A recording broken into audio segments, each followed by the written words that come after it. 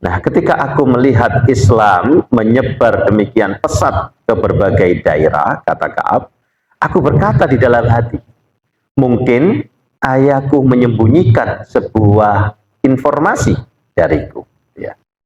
Maka kemudian aku buka segel itu, ternyata isinya adalah tentang ciri-ciri Nabi Muhammad dan umatnya. Nah ini. Ka'ab lalu berkata kepada Abbas, maka sekarang aku datang sebagai seorang muslim. A'udzu billahi minasy syaithanir rajim. Bismillahirrahmanirrahim.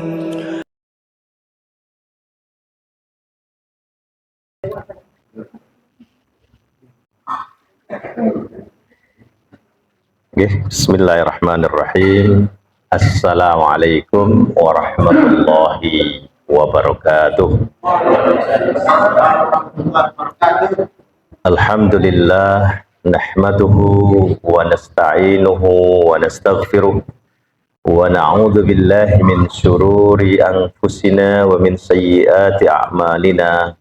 May yahdihillahu fala mudhillalah wa may yudlilhu falan tajida lahu waliyyan mursyida. Asyhadu an la ilaha illallah wa asyhadu anna Muhammadan abduhu wa rasuluh la nabiyya ba'da. Allahumma salli ala Muhammad wa ala ali Muhammad. Bapak Ibu jamaah salat subuh Masjid Sang Surya yang dirahmati Allah Subhanahu wa taala, puji syukur sudah sepantasnya kita panjatkan hanya kepada Allah atas setiap nikmat yang dianugerahkan kepada kita, wabil khusus nikmat iman dan kehidupan, sehingga kita bisa berhimpun di dalam satu majelis yang insya Allah diberkahi. Salawat dan salam semoga senantiasa terlimpah curahkan kepada panutan kita, uswah hasanah kita, Rasulullah Muhammad sallallahu alaihi wasallam, atas setiap sunnah yang ditinggalkan buat kita untuk memandu kehidupan kita menuju kehidupan yang lebih tercerahkan. Bapak Ibu, izinkan kami melanjutkan mengaji kitab Nasaihul Ibad yang kali ini kita sampai pada makalah yang ke-38 dari Babus Sulasi. Saya bacakan dulu kitabnya. Bismillahirrahmanirrahim. Wal maqalatus saminatu wathalasun. Dan makalah atau nasihat yang ke-38. Ya. An Ka'ab al-Ahbar. Ya. Nasihat ini dari seseorang yang bernama Ka'ab al-Ahbar. Ya, Ka'bun, ya, an Ka'bin al-Ahbar. Ai malja'ul ulama'i minal yahud. Ya.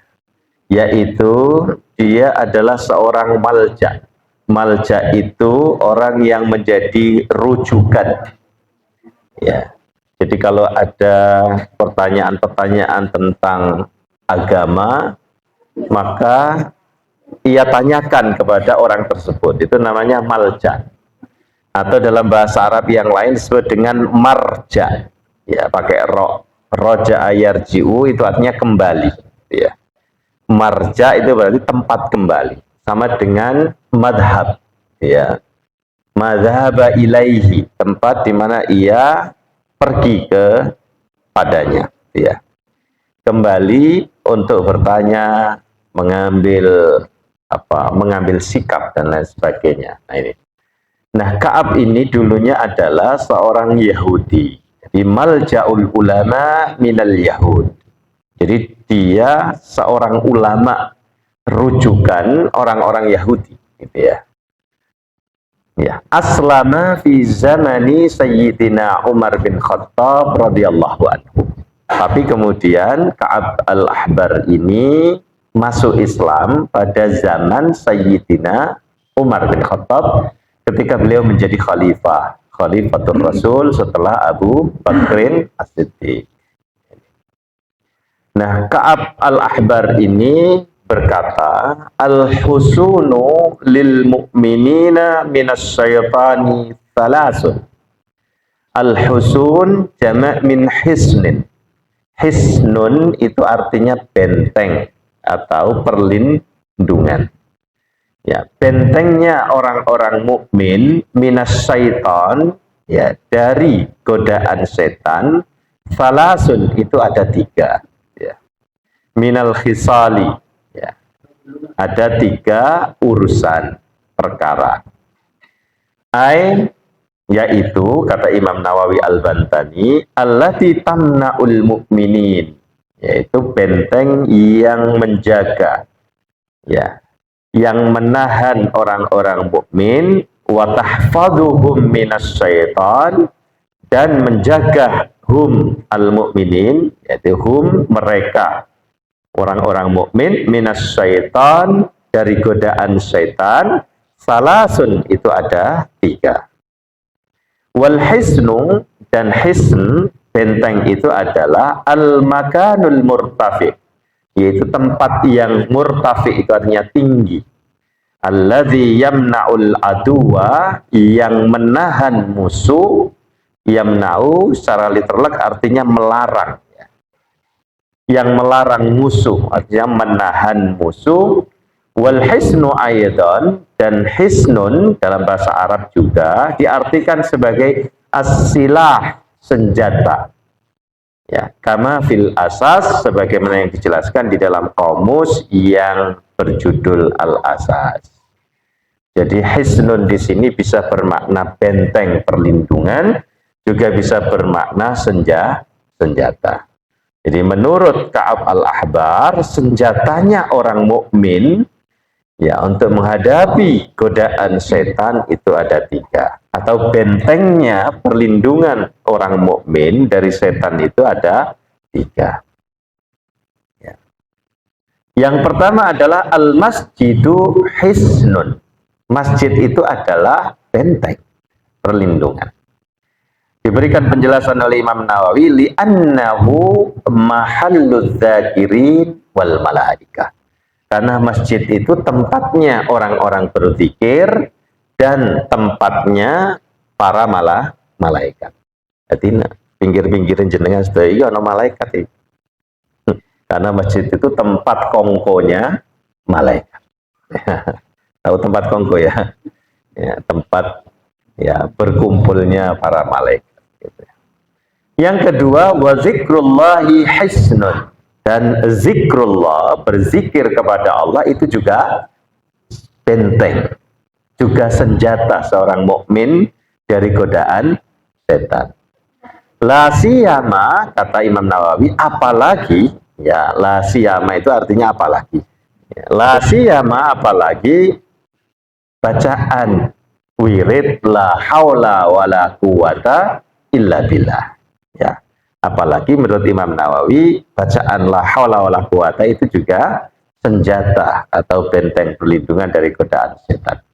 Mengapa demikian? Fa inna syaitana yanqabidu, karena setan kalau mendengar, ya, bacaan, ya, la haula wala quwata ini, dia yanqabid. Yanqabid itu artinya mengkeret gitu, ya, artinya besar lalu kemudian mengkeret jadi mengecil. Au yakhtafi, atau dia bersembunyi untuk tidak mendengar bacaan ini. Wa yata'akhkhar, dan mundur teratur, gitu, ya. Yata'akhkhar itu artinya terlambat, letterleknya, tapi di sini maksudnya adalah mundur teratur gitu. Jadi wis koyok-koyok kata nyerang, tapi dibaca la haula wala quwata illa billah, kata Imam Nawawi, lalu kemudian dia mundur teratur gitu, ya. Ya. Idza sami'a zikrallahi ta'ala, jika dia mendengar zikir-zikir kepada Allah Subhanahu wa ta'ala. Lalu kemudian yang ketiga, wa qira'atul Qur'ani hisnun, dan membaca Al-Qur'an itu juga hisnun, itu juga senjata, itu juga benteng. La siyama, apalagi yang dibaca adalah ayatul kursi. Nah, ini menurut Imam Nawawi Al-Bantani, apalagi ayat kursi. Kama huwa mujarrabun, Ya, sebagaimana dia itu telah mujarrob.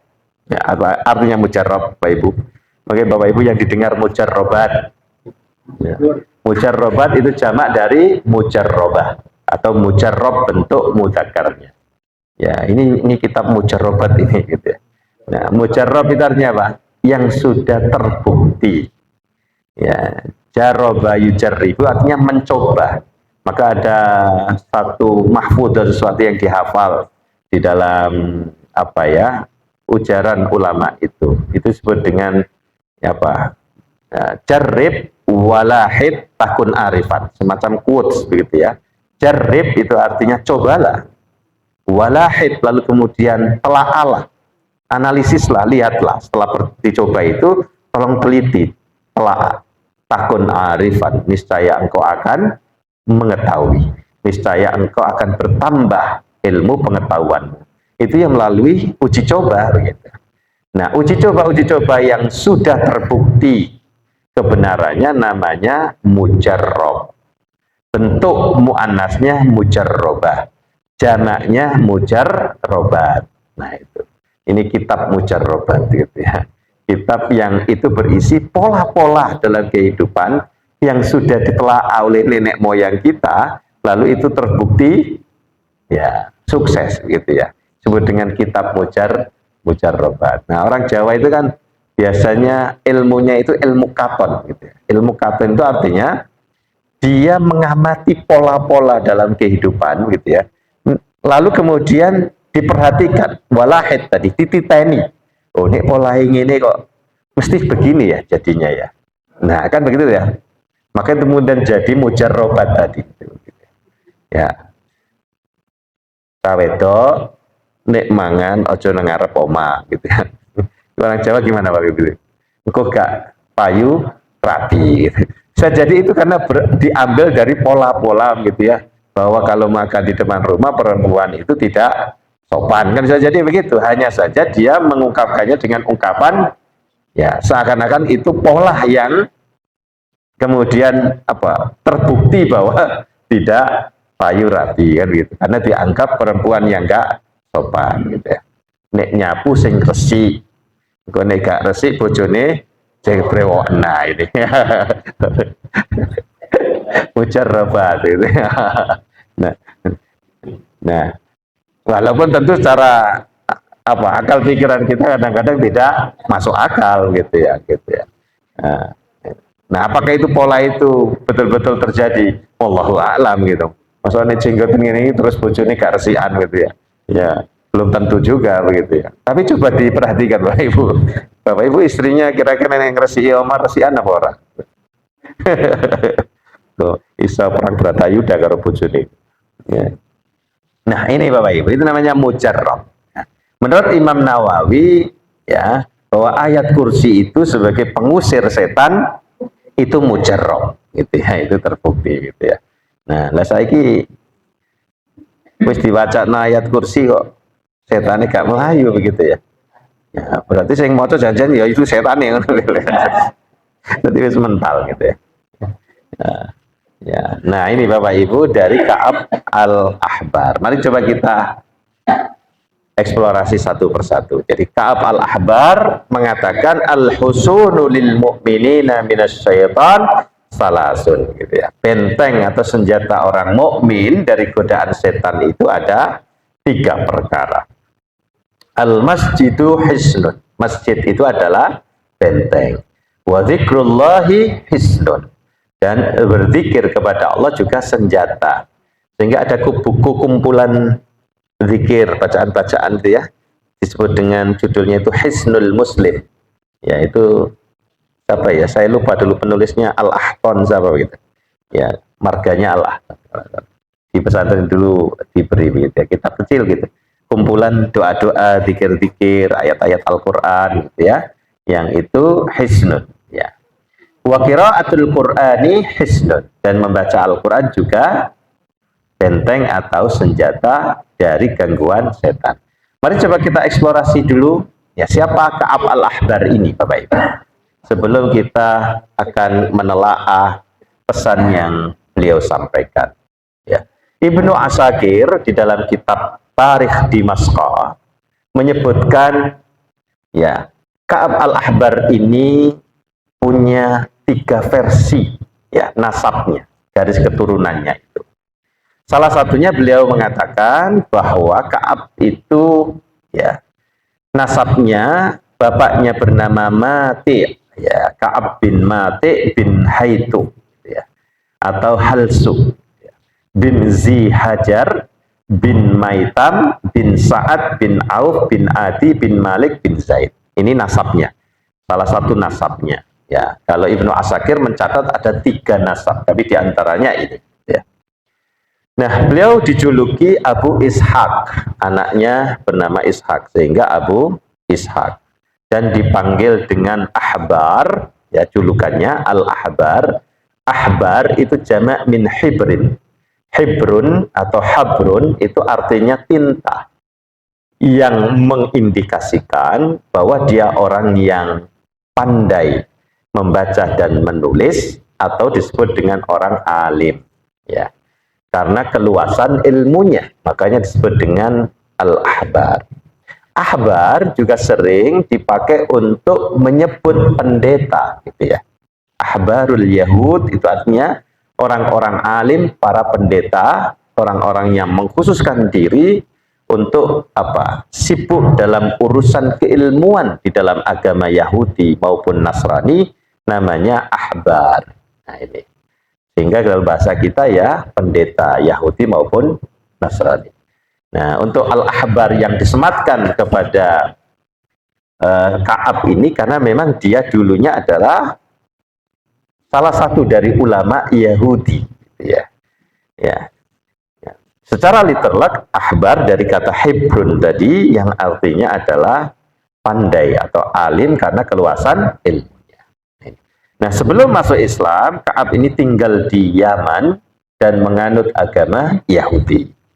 Jadi nasabnya, garis keturunannya Yahudi, ya, Bani Israel, keturunan Israel, yaitu Nabi Yakub, termasuk dedengkotnya, begitu ya, ulamanya, ya.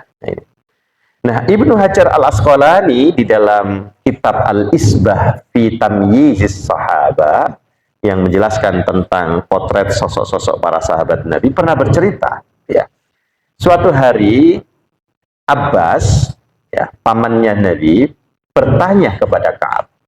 Nah, ini cerita menggambarkan tentang bagaimana proses mu'alafnya Ka'ab al-Ahbar ini. Apa yang menghalangimu sehingga tidak memeluk Islam semenjak zaman Rasulullah SAW? Jadi Ka'ab al-Ahbar ini dia masuk dalam generasi tabi'in, Bapak Ibu.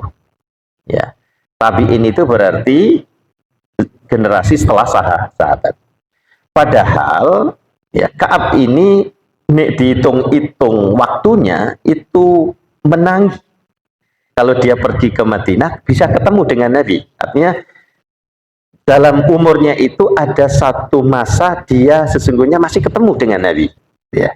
Tetapi dia masuk Islamnya itu pada masa, ada yang menyebut masa Umar, ada yang menyebut masa Abu Bakar. Sehingga dia tidak dimasukkan generasi sahabat, tetapi masuk generasi tabi'in. Ya. Nah, ini ya, dimasukkan generasi tabi'in karena dia tidak berjumpa langsung dengan Nabi walaupun sezaman, pernah dalam satu bagian dari usianya sebenarnya dia masih ketemu dengan Nabi. Tetapi dia masuk Islamnya itu bukan pada masa Nabi, ya, tetapi pada masa sahabat, sehingga tidak disebut generasi sahabat, tapi generasi tabi'in. Nah, Abbas ini bertanya kepada Ka'ab, apa yang menghalangimu? Kok kamu dulu nggak masuk pada zaman Nabi masih hidup, gitu ya. Gitu. Nah, sehingga tidak memeluk Islam menjadi zaman Rasulullah dan Abu Bakar, gitu ya. Pada zaman Rasulullah tidak, pada zaman Abu Bakar juga tidak, tetapi pada masa Umar, gitu ya. Nah, Ka'ab menjawab, suatu hari ya, dia mengatakan, ayahku menulis sebuah kitab untukku dari Taurat, ya. Jadi ayahnya menulis kitab dari Taurat begitu, lalu berpesan kepada Ka'ab ini, amalkanlah kitab Taurat, ya, amalkanlah kitab ini, ya, kata ayahnya kepada Ka'ab, ya. Nah, ayah kemudian menyegel kitab itu, kata Ka'ab.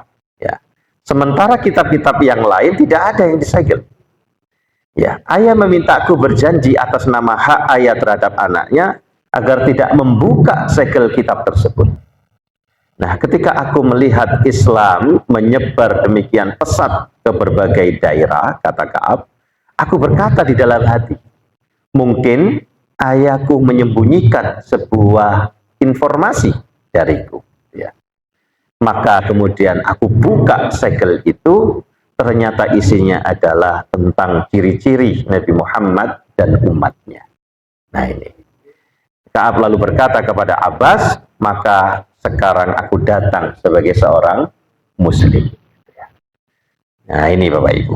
Jadi ini cerita tentang yang diriwayatkan dari Al-Abbas, cerita tentang mu'allafnya Ka'ab. Ya.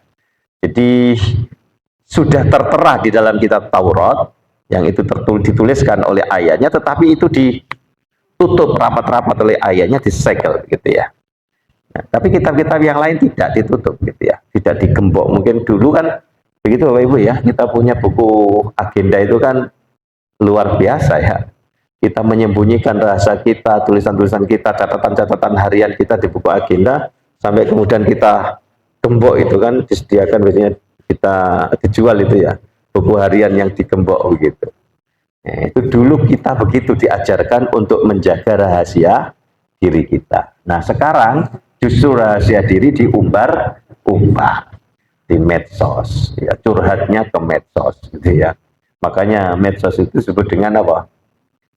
Tembok ratapannya orang sekarang itu. Kalau orang Yahudi punya tembok ratapan, mengungkapkan curhatnya ke satu tembok yang disakralkan, ya, di sekitar Baitul Maqdis sana, gitu ya. Nah kita itu tembok ratapannya adalah ya medsos kita, malah kita umbar-umbar gitu ya. Nah ini. Nah Bapak Ibu yang dirahmati Allah Subhanahu wa taala. Nah, Ka'ab al-Ahbar ini dikenal sebagai salah satu tabi'in ya, yang memiliki pengetahuan luas tentang kitab-kitab suci sebelumnya. Khususnya Taurat, karena muasal dia adalah orang Yahudi, salah satu tokohnya. Dan sering memberikan riwayat yang berkaitan dengan kisah-kisah Bani Israel yang di dalam khazanah intelektual Islam disebut dengan Israiliyat. Sehingga ada yang menduga ya di antaranya kabar-kabar Israiliyat yang banyak tersebar di dalam khazanah intelektual kita itu di antaranya bersumber dari Ka'ab ini. Nah, Ka'ab al-Ahbar menjadi rujukan bagi beberapa sahabat Nabi dalam memahami bagian-bagian tertentu dari ajaran agama yang berkaitan dengan kitab suci sebelumnya. Kita tahu orang-orang Arab zaman Nabi adalah ummiyun, tidak memiliki akses terhadap kitab-kitab terdahulu gitu. Ya. Maka di antara rujukannya adalah para mu'allaf yang itu memang mereka punya akses di situ. Di antaranya adalah Ka'ab al-Ahbar ini. Namun perlu dicatat bahwa riwayat yang berasal dari Ka'ab al-Ahbar sering disaring oleh ulama kita gitu ya, untuk memastikan kesesuaiannya dengan ajaran Islam yang murni gitu ya. Artinya dia banyak meriwayatkan ini loh, kalau dalam kitab Taurat dulu itu begini. Itu kalau tidak disaring, ya, seringkali akan menjadi bermasalah. Gitu. Apalagi kalau orang kemudian menerimanya tanpa sanad, tidak tahu bahwa itu bersumber dari kitab terdahulu. Maka itu bisa bercampur seakan-akan itu ya riwayat dari Islam lalu disandarkan kepada Nabi. Nah, Israiliyat. Maka ulama-ulama kita betul-betul menfilter, menyaring mana informasi yang benar-benar ada kesesuaiannya dengan Islam yang murni, mana yang tidak maka diabaikan. Nah ini ulama-ulama kita seperti itu, sehingga dalam hal ilmu agama, ya, sanad itu menjadi penting. Ya, sanad menjadi penting. Tidak asal ngawur bicara tentang agama tanpa ada sanadnya, tanpa ada sandaran dari ulama-ulama sebelumnya sampai kepada Nabi Shallallahu Alaihi Wasallam. Maka kalau kita membaca hadis, ada baiknya ya kita membaca syarahnya. sarah ulama-ulama yang memang dia berasal dari gurunya dan sebagainya, tanpa kemudian kita memahaminya asal berdasarkan akal pikiran kita, walaupun boleh saja, yang penting tidak menyelisihi, kan gitu ya. Maka di Muhammadiyah itu kita mengenal ada 3 manhaj ya. Yang pertama adalah bayani, ya, cara kita membaca, menelaah, memahami. Bayani itu berarti tekstual. Nah, ini yang didahulukan. Bagaimana teksnya, teks Al-Quran, teks hadis berbicara, lalu bagaimana riwayat yang menjelaskan tentang ini bagaimana dari para ulama yang bersumber dari ulama-ulama sebelumnya sampai kepada Nabi kita, sahabat Nabi, itu namanya sanad, gitu ya. Nah, ini. Lalu kemudian yang kedua adalah manhaj burhani. Nah, burhani ini melihat konteksnya, maka dibutuhkan penggunaan akal pikiran kita. Bagaimana konteks zaman di mana ayat ini turun, di mana hadis ini muncul keluar dari ya lisan Nabi maupun dari perbuatan Nabi, yang disebut dengan asbabul wurud kalau dalam hadis. Kalau dalam Al-Quran, terkait dengan Al-Quran disebut asbabun nuzulnya bagaimana. Jadi tidak terpaku pada teks, tetapi juga melihat konteks. Nah, ini. Lalu yang kemudian ketiga di Muhammadiyah juga dikenal irfani, manhaj irfani. Melihat dari aspek rasa, spiritualitasnya. Gitu ya. Nah, ini diharapkan dengan 3 cara ini, maka dalil kita itu betul-betul dilihat dari berbagai aspeknya. Ada bayani, burhani, dan irfan. Dilihat dari aspek religiusitasnya, spiritualitasnya bagaimana. Itu ya, itu irfan. Jadi ini ya Ka'ab al-Ahbar yang nasihatnya akan coba kita eksplorasi pada pagi hari ini. Nah, beliau menyebut apa tadi Bapak Ibu? Ya, bahwa ada 3 ya. Al-husunu lil mu'minina minas syaitan salasun. Benteng atau senjatanya orang mukmin untuk menangkis gangguan setan itu ada 3. Yang pertama adalah al-masjidu hisnun. Masjid itu adalah benteng dari godaan setan.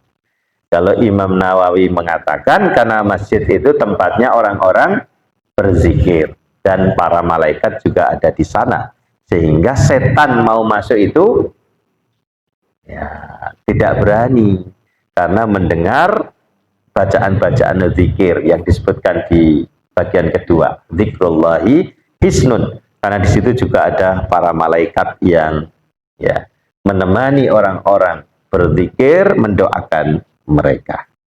Nah, ini Bapak Ibu sedang galau gulana begitu ya.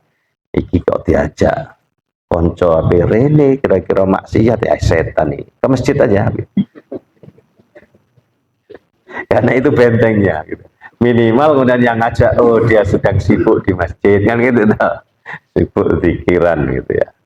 Hisnan. Oke, mari coba kita eksplorasi Bapak Ibu. Nah, masjid disebut dengan hisnun gitu ya. Karena masjid itu tempat ya kita berlindung dari setan karena kegiatan-kegiatan kita di masjid. Ya, Ibnu Qayyim di dalam kitab Madarijus Salikin, beliau menjelaskan bahwa masjid adalah tempat yang memiliki keberkahan khusus ya untuk melindungi seorang muslim dari godaan setan. Tapi kok banyak Pak gitu ya, orang yang tergoda di dalam masjid gitu ya. Di dalam masjid sih, tapi isinya maksiat begitu ya.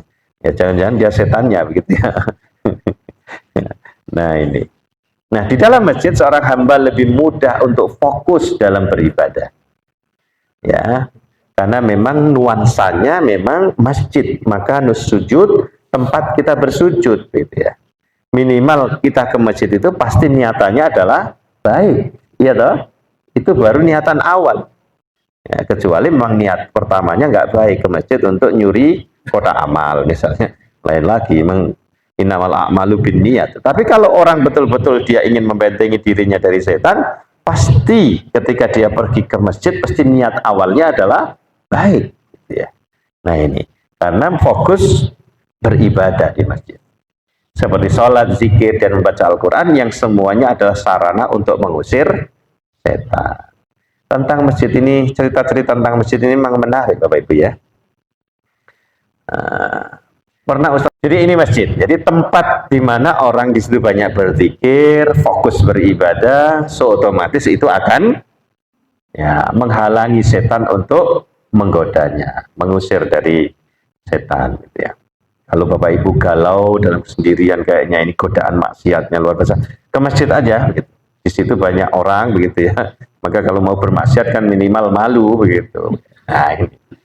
Nah, Imam Nawawi di dalam kitab Al-Majmu' beliau mengatakan masjid adalah tempat utama untuk membangun ketaatan kita kepada Allah. Dengan berkumpulnya umat Islam di masjid untuk sholat berjamaah dan kajian keagamaan seperti yang kita istiqomahi ya setiap Sabtu maupun setelah maghrib dan sebagainya, masjid menjadi benteng kolektif dan menjaga masyarakat muslim dari kerusakan moral dan akhlak. Kalau kita jarang berkumpul dengan teman-teman kita, komunitas muslim yang baik, dan ciri dari muslim yang baik pasti ke masjid, kan gitu kan? Nah, kira logikanya sederhana kan begitu. Cari orang yang baik di mana? Ya ke masjid. Makanya teman saya dulu itu ketika mencari jodoh itu selalu ke masjid ya. Karena dia beranggapan pasti muslimah yang baik itu muslimah yang sering ke masjid begitu. Dia ikut kajian dan sebagainya. Di antara niatnya itu mencari jodoh. Daripada saya ke diskotik, tentu nanti yang saya temui ya lawan jenis yang seperti itu, satu frekuensi ya dah. Maka dia meyakini masjid tempatnya ya orang-orang yang baik gitu ya. Walaupun tentu niatnya mestilah tidak demikian ya, kajian yang tentu kajian aja gitu. Ya, kalaupun nanti dapat jodoh ya itu bonus kan gitu toh. Ya. Nah, itu Bapak Ibu ya. Jadi kalau kita dalam kesendirian ternyata gundah dan sebagainya, kita berkumpul dengan orang-orang yang baik, dan orang-orang yang baik bisa kita dapatkan di masjid. Nah, logika sederhananya begitu. Ya. Kan kita sering ya di dalam grup-grup WA kita itu mbok komen untuk menunjukkan bahwa kamu masih ada. Kan begitu toh? Mbok ke masjid untuk menunjukkan kamu masih termasuk orang yang baik karena berkumpul dalam komunitas kita, kan begitu toh. Nah, itu kira-kira logika sederhananya begitulah ya, ininya apa namanya, analoginya begitu. Jadi menjadi benteng kolektif dan menjaga masyarakat muslim dari kerusakan moral dan akhlak. Rusaknya moral dan akhlak diantaranya itu karena gangguan setan, kan gitu. Ada pengganggu eksternal, ada pengganggu internal. Pengganggu eksternalnya adalah setan. Maka sering-sering kita berkumpul dengan komunitas kita, orang yang baik, dan itu ada di masjid. Ya. Ibnu Khaldun nggak salah punya teori al-insanu madaniyun bit-tawa'. Manusia itu ya dibentuk oleh lingkungannya. Kalau lingkungan dia, teman-temannya dia, tempat ya dia berkumpul, circle-nya itu adalah orang baik, maka ya dia dibentuk dengan itu. Maka ada satu mahfudat mengatakan anil mar'i la tasal wasal qarinau. Jika kau ingin tahu siapa dia, maka telisiklah siapa teman-temannya gitu ya. Tempat nongkrongnya itu di mana, teman kongkonya itu siapa, itu akan terlihat orang itu kualitasnya seperti apa, kan gitu. Nah, kalau kita berada di masjid, teman-teman kita juga ahli masjid, maka otomatis kita akan mudah terbentengi ya. Kan begitu Bapak Ibu ya. Nah, bahasa kasarnya siapa yang berkumpul dengan tukang parfum minimal kecipratan wanginya, kan gitu. Nah, prinsip-prinsip seperti itu masuk dalam hal ini, dan masjid tempatnya gitu ya.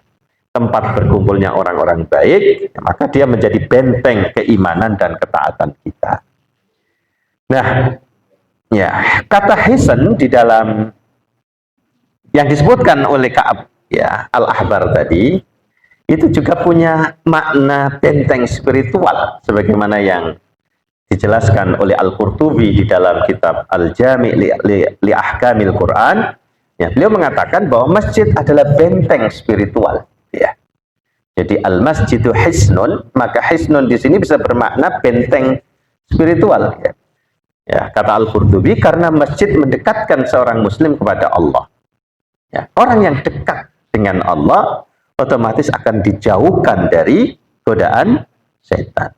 Nah, dalam konteks ini istilah hisn meliputi rasa aman dari berbagai ancaman spiritual seperti kemaksiatan, serta menjaga hubungan yang kuat dengan Allah melalui ya ibadah, ya al-ubudiyah, ibadah interaksi langsung dengan Allah Subhanahu wa Ta'ala. Maka masjid kita ini penting kita makmurkan.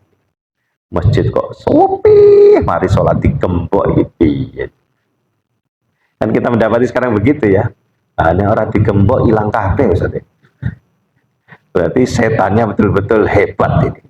Ya, nggak sungkan lagi dengan masjid. Karena setan dari bangsa jin itu takut mau masuk masjid gitu. Ini setan dari bangsa manusia gitu. Ya. Kan setan itu ada dua jenis ya, minal jinnati wan nas.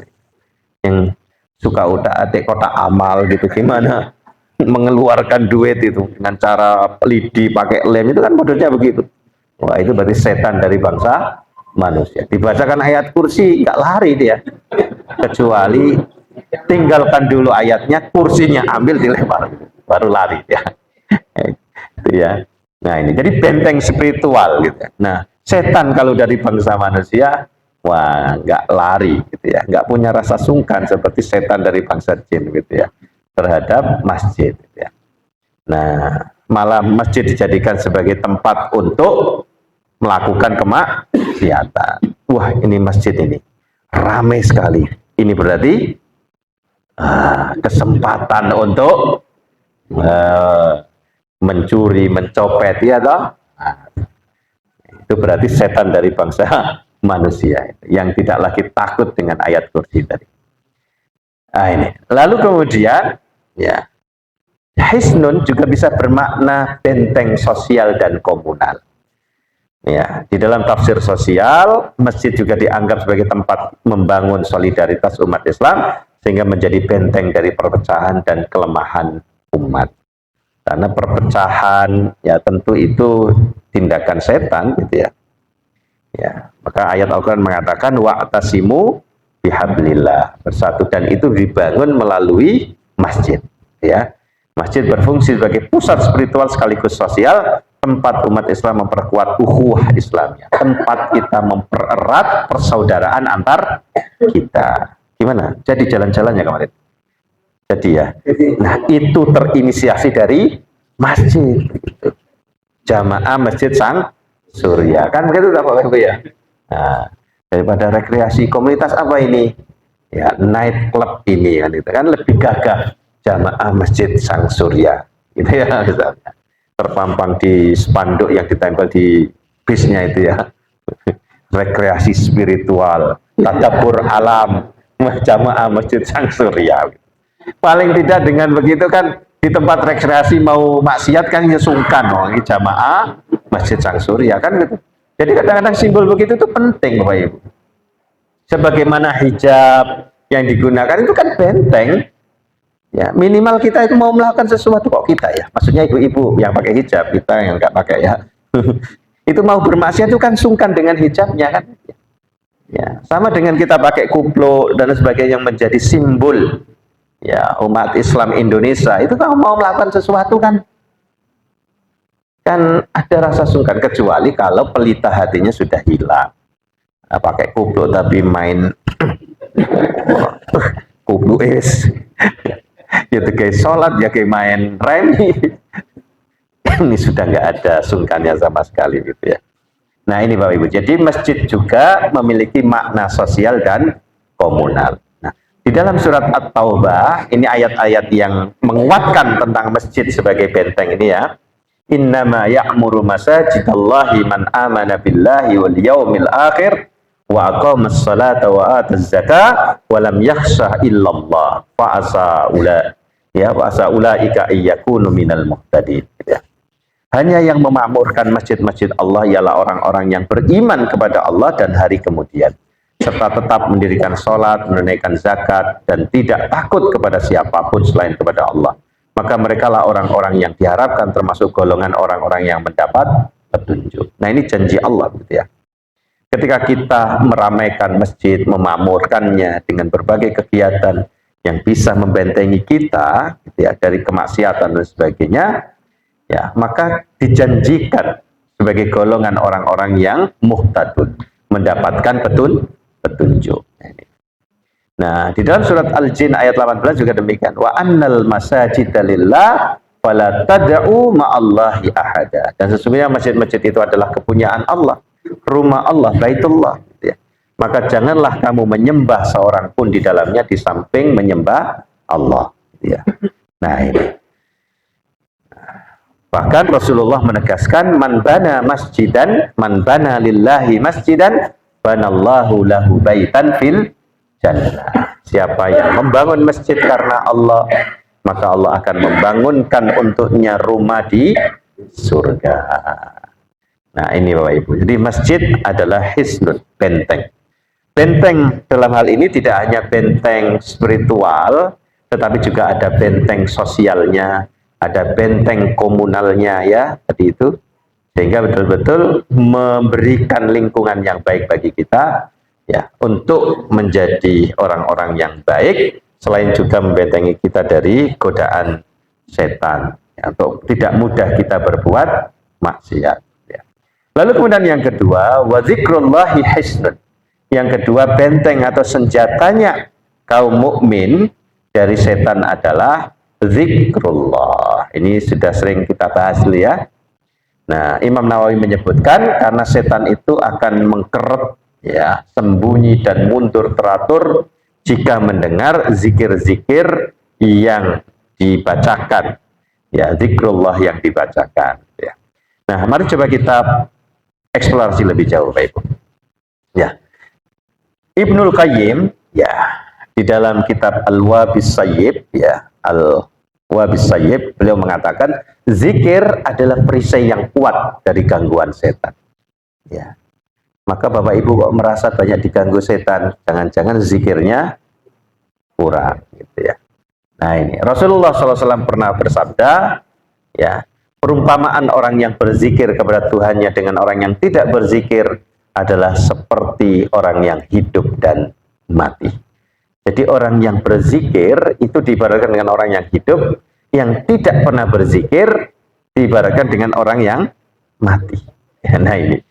Nah, hadis ini menunjukkan bahwa zikir menghidupkan hati. Maksudnya adalah hatinya yang mati, gitu ya. Kalau tidak pernah berzikir. Nah, zikir itu bisa menghidupkan al-qalbul mayyit, hati yang telah mati, gitu ya. Nah, ini. Dan melindungi, kok masih galau, Ustaz? Gak bisa-bisa ini, gak bisa tenang. Jangan putus asa, lanjutkan. Bisa jadi itu pertarungan di dalam diri kita, setan dan ini terjadi, begitu ya. Ibaratnya ketika dikasih obat pertama itu, penyakit kita kadang-kadang kan malah demamnya kok tambah panas, begitu.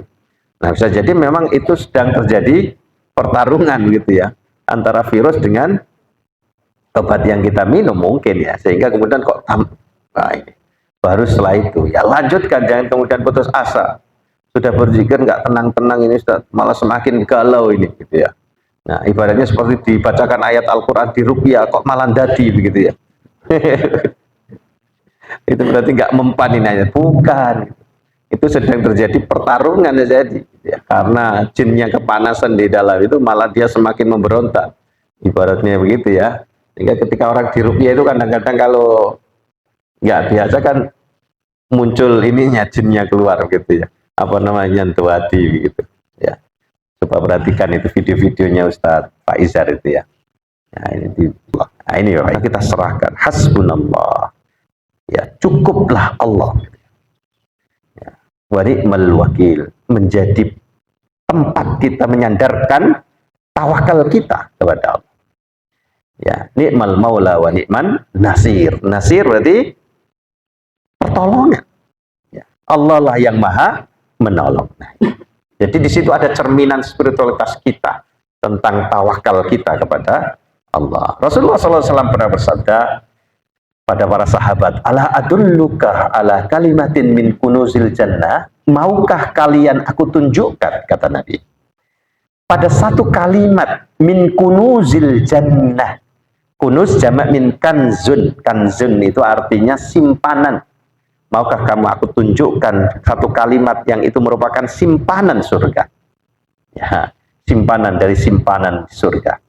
Apa itu ya Rasulullah? La haula wala quwata illa billah.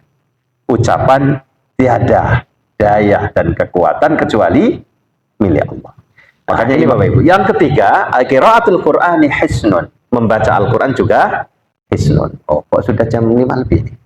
Ya, saya percepat ya. Nah, banyak ulama memandang bahwa membaca Al-Quran menciptakan perlindungan dari godaan setan, kejahatan, dan bala. Ya. Ibnul Qayyim di dalam kitab Al-Fawaid menyebutkan Al-Quran adalah penawar bagi hati yang gelisah dan perlindungan dari berbagai bahaya. Nah, ini sesuai dengan firman Allah surat Al-Isra ayat 82, wa nunazzilu minal Qur'ani ma huwa syifa wa rahma lil mu'minin. Allah sudah menjanjikan itu, bahwa kami turunkan Al-Quran sesuatu yang menjadi syifa, penawar, dan rahmat bagi orang-orang yang beriman. Terutama adalah obat penyakit spiritual, penyakit hati. Tapi ada juga yang meyakini sifat di sini maknanya umum begitu. Jadi obat, segala obat begitu ya. Nah itu, silakan monggo saja. Ya, masalah keyakinan tiap orang berbeda. Gitu ya. Tanya Rasulullah memberikan banyak penjelasan tentang keutamaan baca Al-Quran, di antaranya bacalah Al-Quran karena ia akan datang pada hari kiamat sebagai pemberi syafaat bagi pembacanya. Nah, ini penting. Al-Quran juga sebagai cahaya dan petunjuk. Nah, ini. Disebut dengan hisan karena ia memberikan petunjuk hidup yang benar, melindungi pembacanya dari kesesatan dan kebingungan. Inna hadzal Qur'an ya yahdi lillati hiya aqwam. Sesungguhnya Al-Quran ini memberikan petunjuk kepada jalan yang lebih lurus. Nah, Imam Al-Ghazali dalam kitab Ihya Ulumuddin mengatakan orang yang membaca dan memahami Al-Quran akan terhindar dari jalan yang salah, sehingga Al-Quran menjadi benteng moral dan spiritual. Oke, mari kita akhiri dengan doa kafaratul majlis. Subhanakallahumma wa bihamdika asyhadu an la ilaha illa anta astaghfiruka wa atubu ilaih. Terima kasih atas perhatiannya. Mohon maaf atas segala khilaf. Aqulu qouli hadza wa astaghfiruh. Wassalamualaikum warahmatullahi wabarakatuh. Alhamdulillahi rabbil alamin.